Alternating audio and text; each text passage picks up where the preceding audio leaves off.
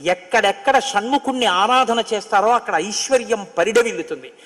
పక్కన ఉన్నటువంటి తమిళ దేశం, ద్రవిడ దేశంలో అంత ఐశ్వర్యం వచ్చింది, అన్ని పరిశ్రమలు వచ్చాయంటే కారణం ఏమిటో తెలుసా అండి? సుబ్రహ్మణ్యారాధన. వాళ్ళు విపరీతమైన సుబ్రహ్మణ్యారాధన చేస్తారు. సుబ్రహ్మణ్య ఆరాధనం చేసినా, షణ్ముఖుడికి ప్రదక్షిణం చేసినా, ఆయనకి నమస్కారం చేసినా జ్ఞానము, ఐశ్వర్యము, సంతానమునకు క్షేమము, ఆయువు, ఆరోగ్యము అన్నీ కలుగుతాయి.